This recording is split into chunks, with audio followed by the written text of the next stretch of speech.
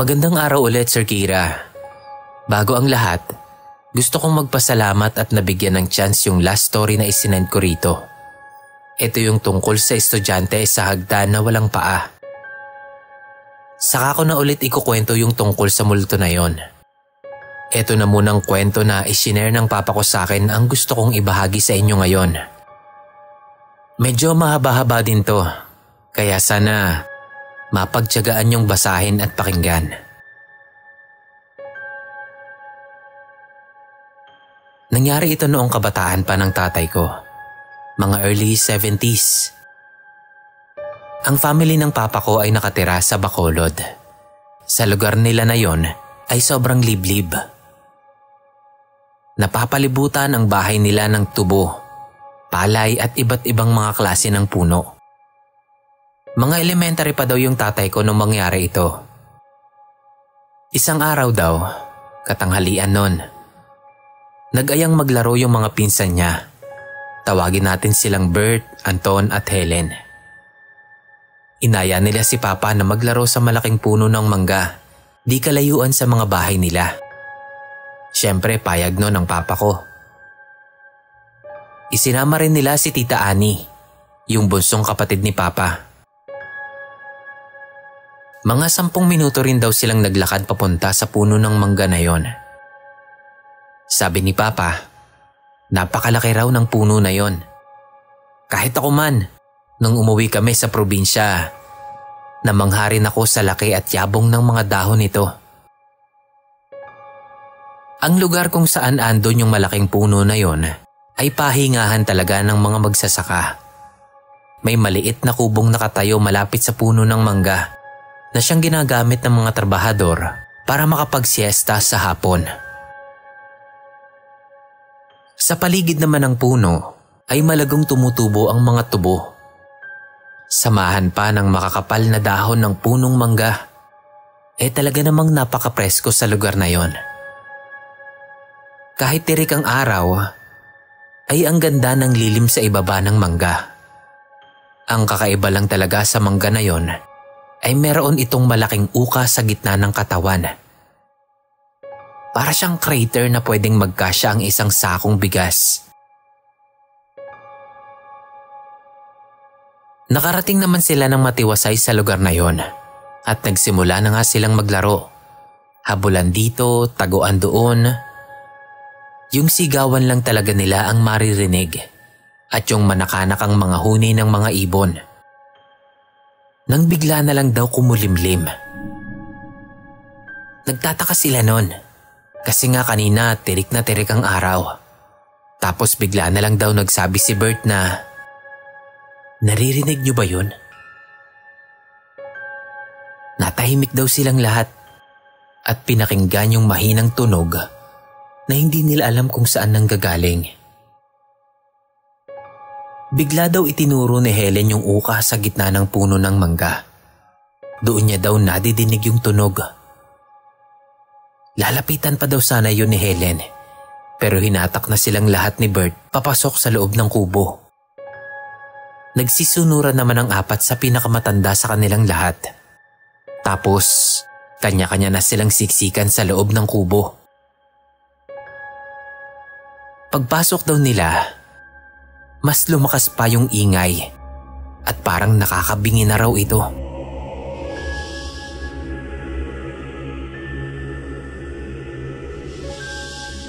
Napatakip sila ng tenga pare-pareho at lahat sila ay nakasilip sa maliit na butas ng kubo.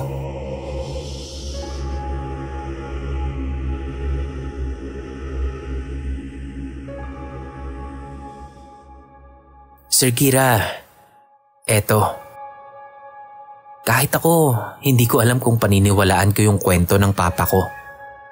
Pero, seryosong tao kasi yun. At sa way ng pagkakakwento niya, alam kong hindi siya nagbibiro o nagsisinungaling.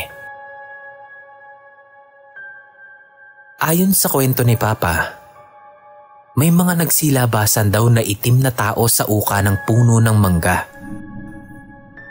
Ang tatangkad daw ng mga yon at kasing itim sila ng gabi. Parang walang katapusan daw yung paglabas ng mga yon sa puno. Pulo-pulutong. More or less nasa 5 hilera daw lahat yung lumabas. Yung iba, may hawak na parang sibat o stick na mahaba. Palakas din daw ng palakas yung ingay. At hindi nila alam kung anong klaseng ingay yun.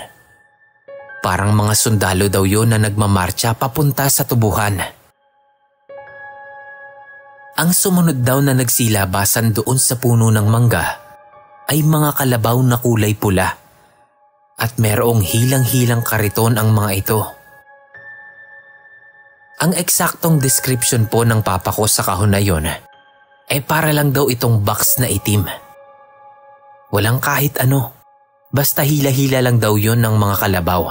Kasing hilera ng mga taong itim na unang lumabas. Nanginginig na daw sila sa takot nun, pero hindi daw sila nagsigalawan. Pakiramdam nila nun, kapag gumawa sila ng kahit kaunting ingay, ay may mangyayaring hindi maganda sa kanila. Kaya daw kahit yung paghinga nila, pigil-pigil din nila sa sobrang takot. Ang sumunod na daw na lumabas sa puno ay ang nilalang kung saan nanggagaling yung ingay. Mga taong nag-iiyakan. Tipong naghalo-halong iyak na daw, Sir Kira. Pero ang mas ikinatakot nila, maliban sa hubad ang mga ito, ay maliliit daw yung mga nilalang na yon. Pero yung itsura nila ay parang mga normal na tao lang. Hindi lang normal yung laki nila. Kasi parang singtaas lang daw ng ruler yung mga yon. Pero kahit ganoon daw kaliit ang mga ito, napakalakas ng palahaw nila. Palahaw daw na punong-puno ng puot.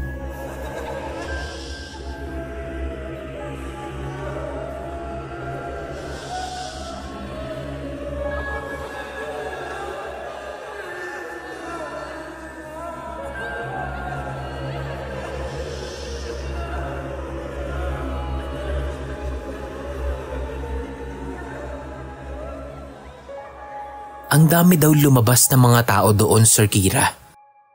Iba't ibang itsura. May bata, matanda, binata at dalaga. Basta halos lahat na daw. Lahat sila umiiyak. Lahat silang iwi ang muka sa hindi maintindihang pighati.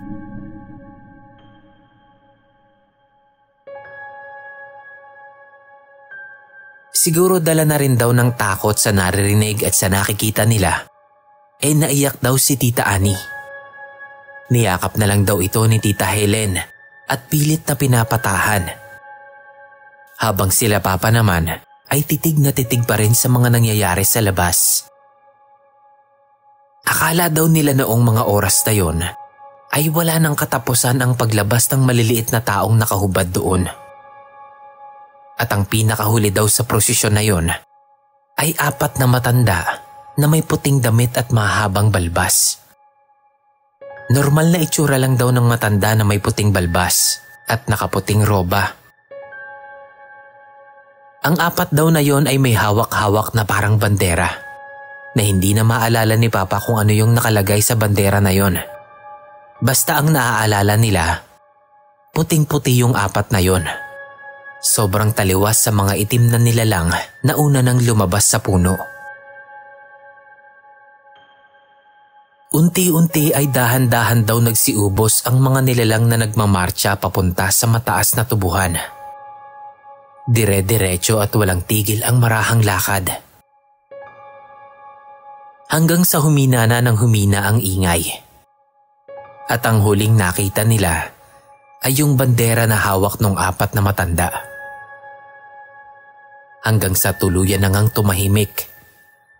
Bumalik na ang ingay ng paligid na parang walang nangyari.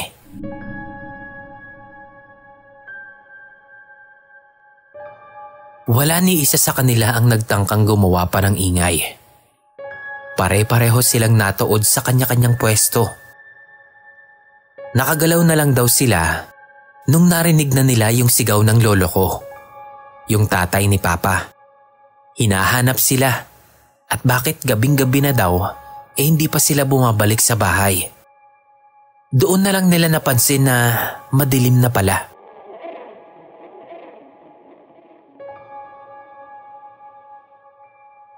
Pagbalik nila ng bahay, ikinuwento daw nila yon sa lolo at lola ko. Agad silang sinabihan na yung mga damit nila ay kailangang sunugin at maligo sila sa tubig na may pinakulo ang dahon. Kinabukasan, nagpatawag sila ng albularyo dahil nilagnat daw si Tita Ani. Pero sa awa naman ng Diyos, normal na lagnat lang daw dahil sa sobrang takot. Simula nun, Sir Kira, hindi na sila naglaro sa puno na yon. Ayaw na daw nilang maranasan ulit. At baka sa susunod, isama na daw sila ng mga yon.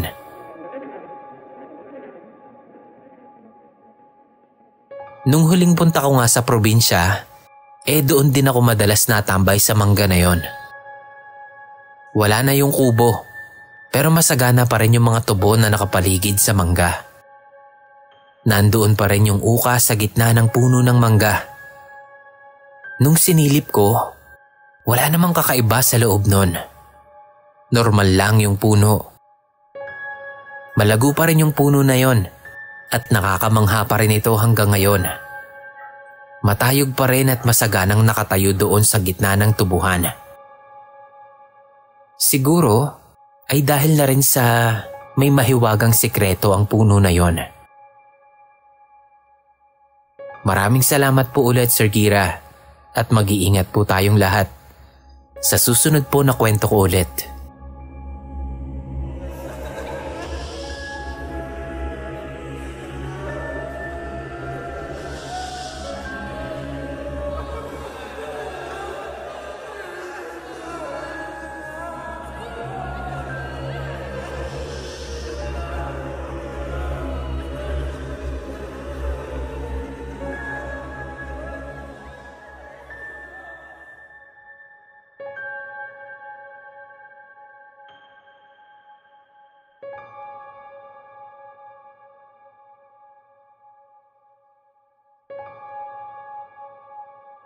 Good morning, Sir Kira. Ako pala si Mark. Gusto ko po sanang ikwento ang aking horror experience dito sa airport. Last month lang po ito nangyari. And actually, maikling kwento lang po ito.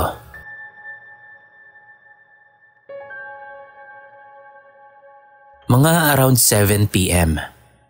Nag-runway inspection kami ng mga kuya ko. If ang mga ilaw ay busted o hindi. After ng runaway inspection namin, nagpaalam na po ako sa mga kuya ko na uuwi na ako kasi 8 p.m. na nun. 8 p.m. ang out ko kasi super late na akong napasok sa airport at hindi na rin masyadong mainit kapag gabi yung out ko. So ito, habang naglalakad ako sa daan, nagpicture ako sa maraming puno. Full moon din that time. Then habang nagpipicture ako, parang may nakita ako sa camera ko na parang may lumabas na maitim na lalaki sa may punong akasya. Tinignan ko yon ng maigi, yung part na nasa puno ng akasya. Pero wala naman siya doon. Pero kapag sa cellphone ko siya titignan, andun na naman siya. Kinunan ko ulit yung part na yon. Medyo malabo yung pagkakakuha ko. Pero kitang-kita na nandoon pa rin talaga siya. Wala siya kapag tinitignan ko siya ng direkta. Pero kapag sa cellphone, kitang-kita ko siya. Parang hindi ko na kinaya yung takot ko nun. Kaya naman na-delete ko agad yung picture. Pagka-delete ko ng picture na yon at pagkatingin ko ulit doon sa akasya, doon ko na siya nakita talaga. Napabilis yung lakad ko nun hanggang sa makarating ako sa gate namin.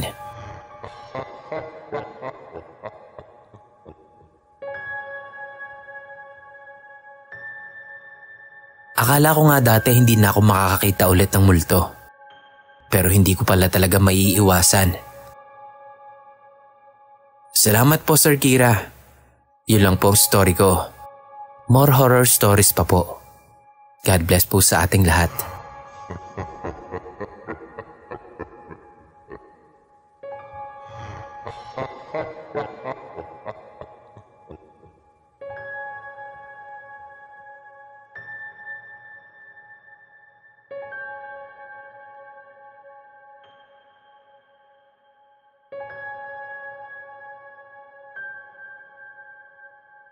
Hi, ako po ulit ito, Boss Kira. Si Lynn. Hello to all avid listeners also here like me. Ine-name drop ko po dito yung place namin. Currently, nandito po ako sa KSA. May ikukwento po ulit ako sa inyo. Hindi ko lang alam kung matatakot ba kayo o mapapaisip dito.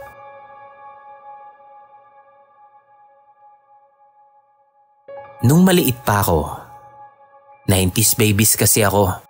So alam nyo naman po noon, na kapag gabi na, uso yung mga kwentuhang kababalaghan, lalo na kung ang magkukwento ay ang mga lolo at lola natin. Nasa elementarya pa ako nito. Nagkataon na brownout, so nagumpukan kami ng mga pinsan ko sa malaking bahay ng lolo namin. At para iwas boring na rin, nag-share kami ng mga kwento na naririnig namin sa matatanda sa lugar namin. Nakakamiss yung mga ganitong senaryo actually. Wala na sa panahon ngayon yun eh. May kwento ang isa sa mga pinsan ko na talagang nagpaisip sa akin ng husto. Tungkol ito sa tarutanilya. Yun ang tawag doon sa amin sa nilalang na yon. Alam ko mapapaisip kayo kung anong klaseng nilalang yon. Ang sabi ng mga matatanda, ang nilalang na ito daw ay kalahating tao at kalahating kabayo. But wait, hindi po ito tikbalang. Kasi ang tikbalang ay nakatira sa puno. Ang mga nilalang na ito daw ay hindi basta-bastang lumalabas o nakikita. Siyempre, nagtatakutan na kami nun. Kaya hindi na sila nagkwento ng matino. Pero ako, naiwan sa akin yon. Sobra akong na-curious about sa nilalang na tarutanilya. Dahil overthinker ako, nagtanong ako sa mama ko about doon sa nilalang na yon. Siya ang nagkwento sa akin na lumalabas daw yon para kumuha ng kaluluwa. Para daw itong sundo. Pero medyo kakaiba. Ang signs daw na sila ay lalabas ay kapag nakarinig ka ng mahabang alulong ng mga aso sa mga oras na 12:00 hanggang 3:00 ng umaga. Kabilugan ng buwan kung lumabas ang mga ito. At ang madalas nangyayari, kapag nabalitaan nyo na may namatay ng biglaan kinabukasan, ibig sabihin nun, hindi yun normal death. Or kapag wala namang namatay, parang nagsisilbi itong warning sign na sa susunod na lumabas sila, hindi man sa oras o sa araw na yon, next time na magbabalik sila ay may kukunin na daw ang mga ito. Sabi din ni Mama na kapag nakuha daw ng tarutanilya ang kaluluwa ng taong yon, ibig sabihin, ang pagkamatay ng taong yon ay hindi kagustuhan ng nasa itaas. Sabihin na nating may daya yung pagkamatay ng tao na yon. Medyo mahirap pong i-explain sa Tagalog yung waray term na ginamit ng mama ko eh. By the way po, yung wangis daw ng nilalang na ito ay nahahawig sa sento o sentor. Kung alam niyo po yung itsura nun, ganun daw po siya. Ang sabi pa ni Mama, meron daw itong daladalang karwahe at yun daw ay ginagamit nila sa pagsundo ng kaluluwa. Doon daw isinasakay ang kaluluwa ng taong susunduin ito At ito pa, malapit lang daw sa bahay namin ang portal kung saan sila lumalabas at bumabalik sa lugar nila. Ang unang portal kung saan sila lumalabas ay sa may bahay na sementado. Yung ibaba nun ay palayan, pero yung bahay na yon ay madalas walang tao. Yung ikalawang portal kung saan sila dumadaan pabalik sa lugar nila ay merong malaking lupa na may mga puno ng nyog, ipil, mangga, saging. Pero may nakabili na ng lupa na yon. Tinayuan din ito ng bahay kubo, pero walang nakatira. Ang ibaba din noon ay palayan at taniman ng kangkong. Simula nang malaman ko yon, palagi na akong nakikiramdam sa tuwing nagagawi ako sa lugar na yon. Lalo na't nadadaanan ko naman talaga yon. Hindi ko po literal na nakita o naramdaman yung nilalang na ito. Sabi din ni Mama na ang ibang nilalang sa mundo natin ay hindi basta-bastang nagpapakita. Namimili lang sila sa kung kanino sila magpapakita o magpaparamdam. Lumaki po ako sa Borongan na halos sa lahat ng lugar na mapuntahan mo ay makakarinig ka ng mga kwentong kababalaghan. Maidugtong ko na lang din po na magkaiba ang Biringan at Borongan, though sounds similar sila. Unang-una, sa lugar pa lang kung saan sila located. Ang Biringan po ay nasa Northern Samar, habang ang Borongan naman ay nasa Eastern Samar. Pero sa ibang kwento ko na lang po ito ibabahagi. Masyado nang mahaba eh. Salamat kung maifi-feature ulit itong kwento ko. Sa susunod ulit, and God bless us all.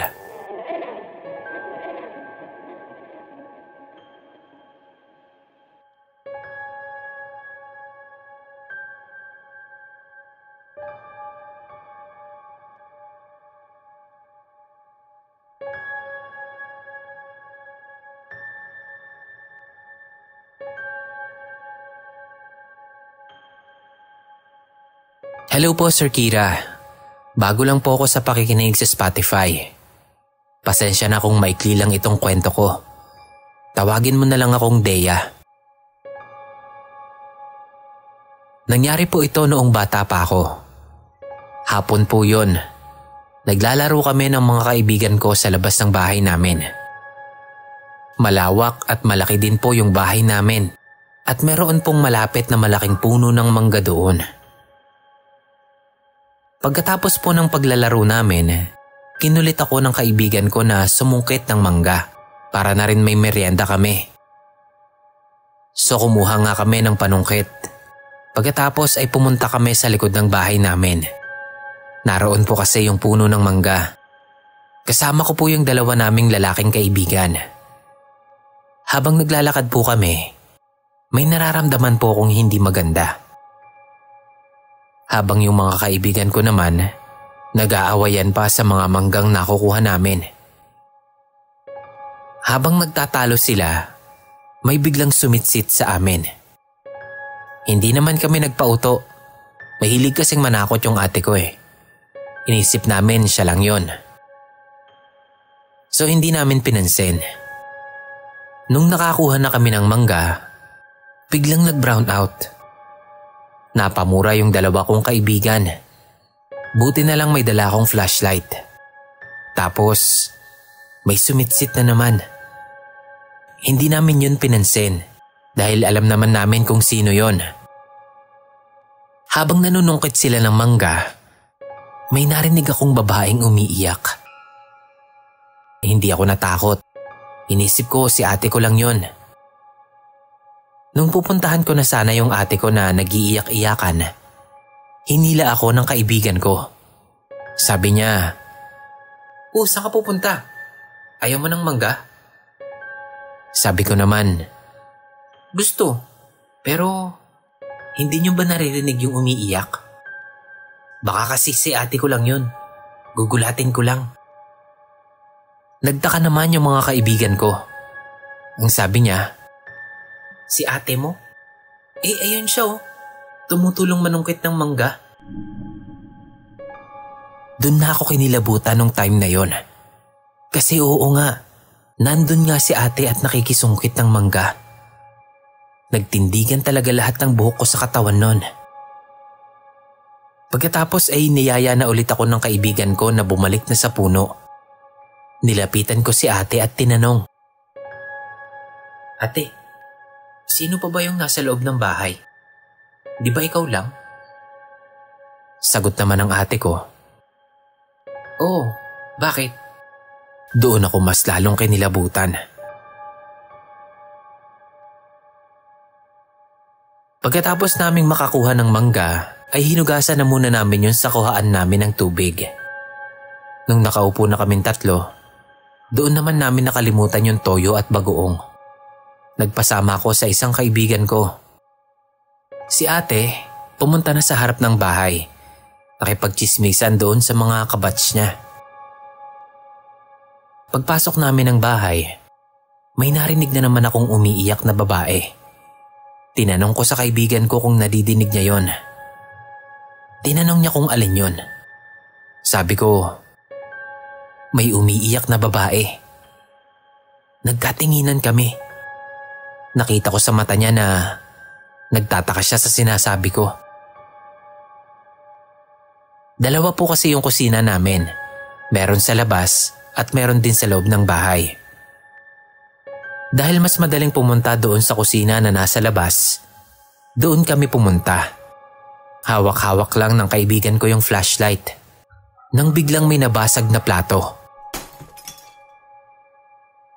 Natakot kami nun, kaya naman kumaripas kami ng takbo palabas. Habang tumatakbo kami, naramdaman ko na may nakatingin sa amin. Paglingon ko sa kusina, may nakita akong babae na nakasabit. Nakatingin siya at nakangiti sa amin habang tumatakbo kami. Punong-puno ng dugo yung kulay puti niyang damit. Nadapa pa nun yung kaibigan ko, kaya nawaglit yung tingin ko doon sa babae. Pagtingin ko ulit dito, unti-unti na itong lumalapit sa amin. Nakangiti pa rin ito habang tumutulo yung dugo sa mukha niya. Hinila ko na yung kaibigan ko palabas. Nagkasugat-sugat pa siya noon sa sobrang takot namin. Ikinuwento namin yun sa isa pa naming kaibigan. Pero tinawanan niya lang kami at pinagtututukso pa. Sabi pa, tinulungan ng isa't isa." Kaya ayun, sinuntok ko yung kaibigan namin. Pero joke lang naman. Pagkatapos namin kumain ng mangga, sinamahan ulit nila ako sa bahay. May ilaw naman na nun at nandoon na rin yung ate ko. Pumunta kasi sa Davao yung magulang namin kaya wala sila at dalawa lang kami ng ate ko na naiwan sa bahay. Bumalik kami sa kusina. Nilinis namin yung nabasag na plato. Pagkatapos nun, nagsiuwian na yung mga kaibigan ko. Kinabukasan, nilagnat yung kaibigan ko na tumuya sa amin. Sobrang taas ng lagnat niya. Ipinaalbularyo siya ng magulang niya. At ang sabi, may sumama daw sa kanya. So nung kami-kami na lang, siya naman yung pinagtawanan namin. Tinanong ko rin kung anong ginawa niya sa bahay. Hindi na nga ako siya tumulong sa paglilinis ng plato eh. Ang sabi niya sa amin, may nakita daw kasi siyang malaking aso. Noong time na papasok na kami sa bahay namin, binato niya daw yung aso na yon. Sabi ko sa kanya, "Tanga, wala kaming aso." So ayun, gulat na gulat siya at natakot talaga. Nalaman na lang namin ang history ng bahay namin, Boss Kira. Bago daw po naitayo yung bahay namin doon, ay merong isang babaeng nakatira doon sa isang maliit na bahay kung saan nakatayo din yung bahay namin ngayon. Ang sabi, Niloko daw siya ng jowa niya. Umuwi daw ito sa bahay at pagdating niya, nadulas at bumagsak yung mukha niya. Habang nakakagalaw pa daw yung babae, kumuha raw siya ng lubid at ibinitay ang sarili niya. Nagpakamatay po yung babae.